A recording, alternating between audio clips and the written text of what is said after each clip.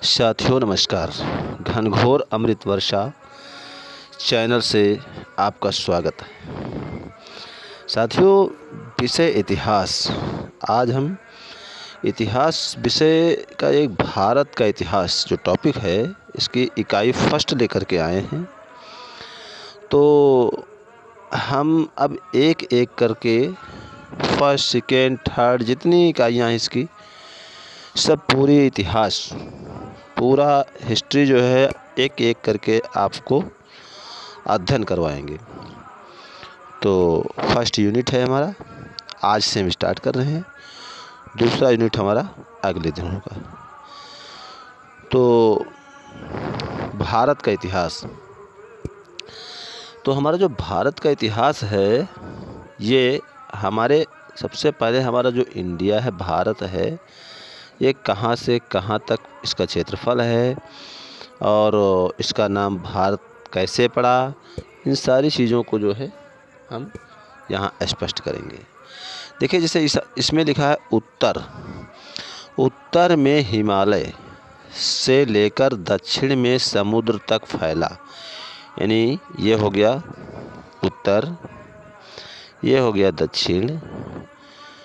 तो उत्तर में क्या है? उत्तर में हिमालय, यहाँ से लेकर के और नीचे दक्षिण में समुद्र। यहाँ समुद्र मान लीजिए है, यहाँ हिमालय है। तो यहाँ से लेकर के यहाँ तक समुद्र तक फैला उपमहाद्वीप भारतवर्ष के नाम से जाना जाता है। तो ये क्या है? पूरा यहाँ उत्तर से दक्षिण के यहाँ तक भारत के नाम से जाना जाता है। ठीक है। नक्शा कैसे बनता है? ऐसे, फिर ऐसे करके इधर ऐसे, मतलब ये ऐसे ऐसे ऐसे है। तो ये जो है उत्तर, मतलब जो है उत्तर से लेकर के दक्षिण तक पूरा भारत में फैला हुआ है। जिसे महाकाव्य और पुराणों में इसे भारतवर्ष, कहाँ भारतवर्ष इसे कहाँ कहाँ कहा गया है? महाकाव्य में। महाकाव्य और पुराण दो ऐसे वेद हैं जहाँ पर जो है इसको हम क्या कहते हैं? भारतवर्ष कहते हैं। जहाँ पर इनको हम भारतवर्ष, दोनों को भारतवर्ष कहते हैं। भारतवर्ष यानी महाकाव्य और पुराण दोनों में इसको भारतवर्ष कहा गया है, अर्थात भारतों का देश। यहाँ के निवासियों को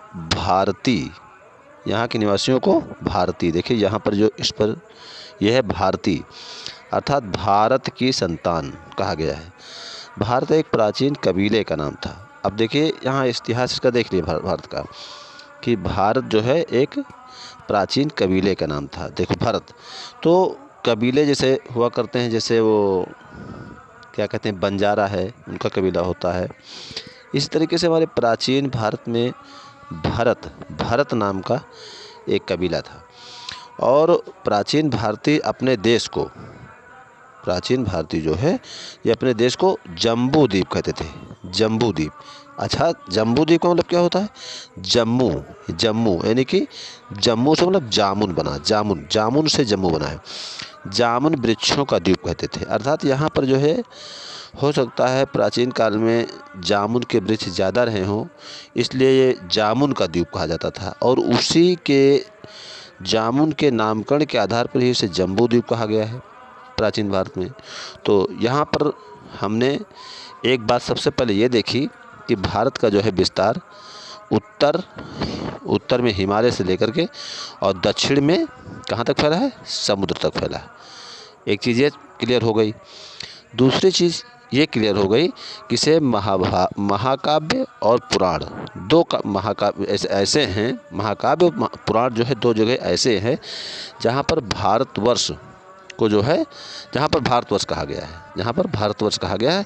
और यहाँ के निवासियों को क्या कहा गया? यहाँ के निवासियों को कहा गया भारती।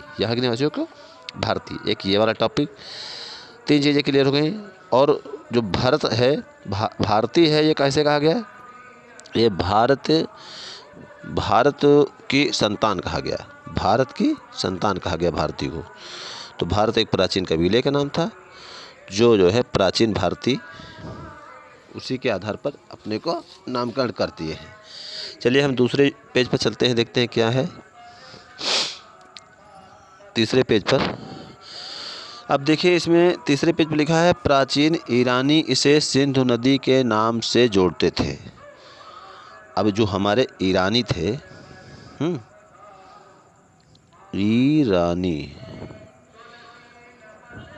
ईरानी जो थे ये क्या थे, ये सिंधु नदी के नाम से जोड़ते थे इसको सिंधु नदी के नाम से जोड़ते थे। सिंधु नदी, ईरानी जो थे ये सिंधु नदी के नाम से जोड़ते थे, जिसे वे सिंधु न कहकर हिंदू कहते थे। अब देखिए यहाँ ये सिंधु है, इसी का अपभ्रंश मान लीजिए हिंदू, ठीक। यानी जो ईरानी थे ये जो है सिंधु नदी के नाम से इसको सिंध कहना चाहते थे, लेकिन कहते नहीं थे सिंध, इसको हिंदू कहते थे। तो प्राचीन ईरानी इसे सिंध नदी के नाम से जोड़ते थे, जिसे वे सिंधु ना कहकर हिंदू कहते थे। और यही जो है फिर पूरे पश्चिम में फैल गया। और यही शब्द जो हिंदू शब्द था ये पूरे किधर फैल गया, पूरे पश्चिम भारत में फैल गया और पूरे देश को इसी एक नदी के नाम से जाना जाने लगा। इस सिंधु नदी जो थी, इसी सिंधु नदी के नाम से पूरे भारत को जाना जाने लगा, यानी कि हिंदू जाने जाने लगा, ठीक है।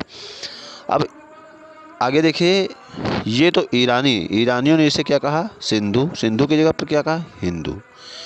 और यूनानियों ने क्या कहा,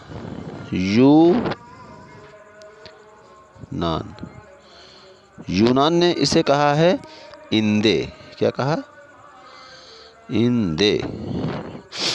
ईरानियों ने इसे इंदे कहा। और अरब इसे क्या कहते थे, अरब इसे हिंद कहते थे। अरब इसे क्या कहते थे, अरब इसे हिंद कहते थे, ठीक है। अरब इसे हिंद कहते थे। तो भैया जो है अब अरब इसे जो हिंद कहते थे, ठीक है। थोड़ा मिटा देते हैं।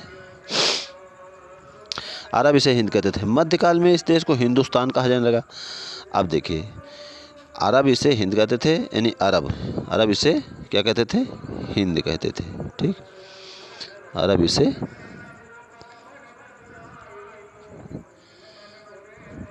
हिंद कहते थे।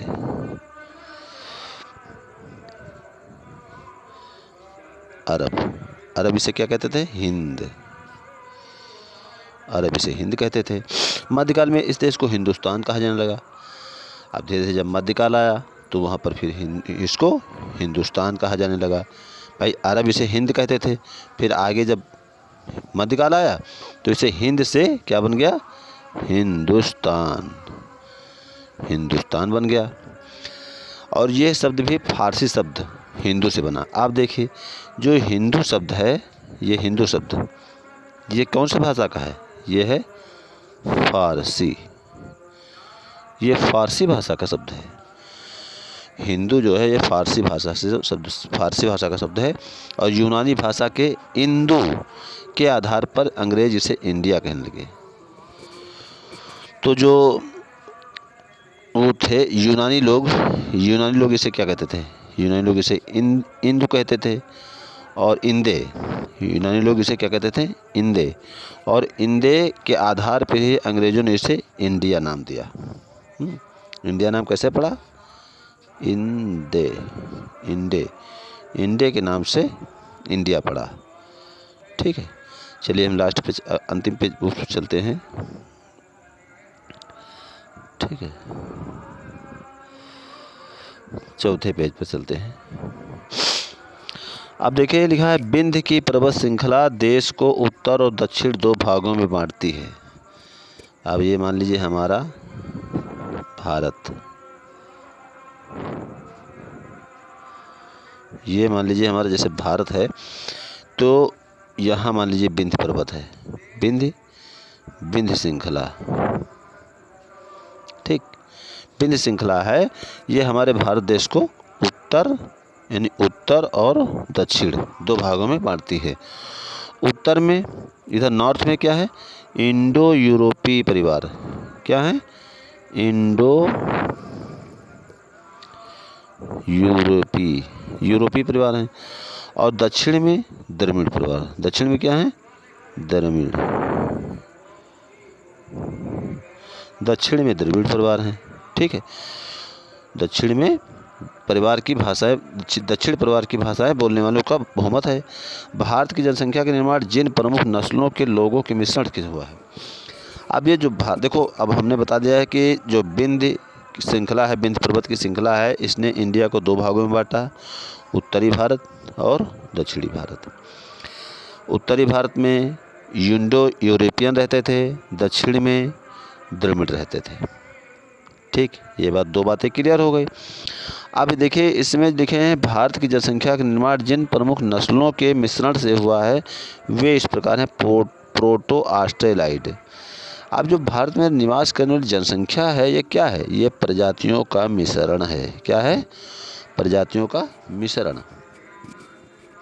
अब इसमें कौन कौन सी जातियाँ थी, प्रोटो ऑस्ट्रेलाइड, पैलियो मेडिटेरोनियन, काकेसाइड, निग्रोइड और मंगेलाइड। ये सारी जातियाँ को मिक्स बन के जो है पूरे इंडिया की जनसंख्या है। ठीक है, ये 2 चीज़ें क्लियर हो गई।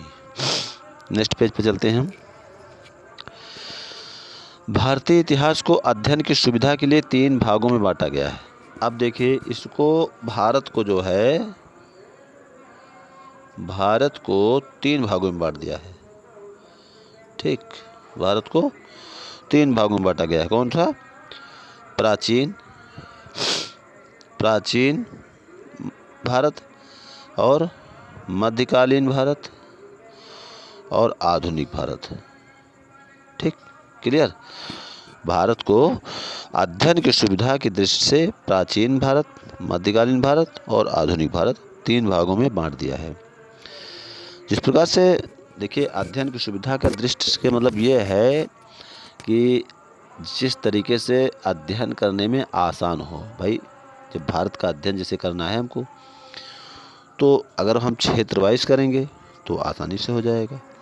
पूरे भारत को करेंगे तो कैसे हो पाएगा। जैसे तुम ही पढ़ते हो, मान लीजिए अपना जो है कोर्स पढ़ते हो, तो उसको ये रख लेते हो, टाइम टेबल बना लेते हो कि हाँ, फला दिन में फला विषय पढ़ेंगे, फला दिन में फला विषय पढ़ेंगे। ठीक है, इस तरीके से जो है हम अपना एक टाइम टेबल सेट करते हैं।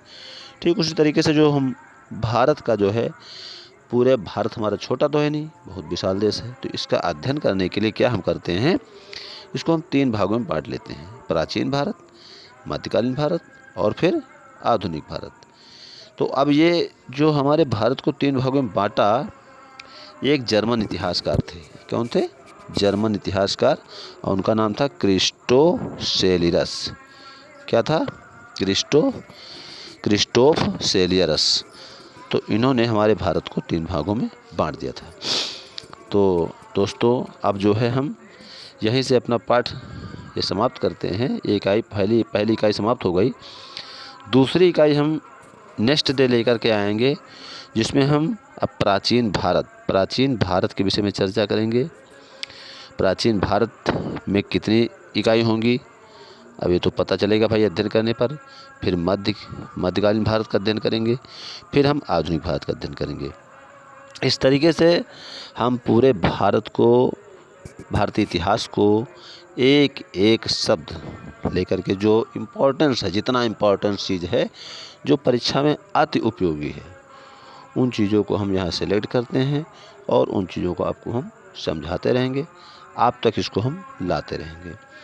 तो साथियों, हमारा वीडियो कैसा लगा, और हमारे वीडियो को लाइक, शेयर और सब्सक्राइब कर दीजिए, इतना आपसे रिक्वेस्ट है। ठीक है, ताकि हमारी अगली वीडियो तुम तक आसानी से पहुंच सके। ठीक, नमस्कार।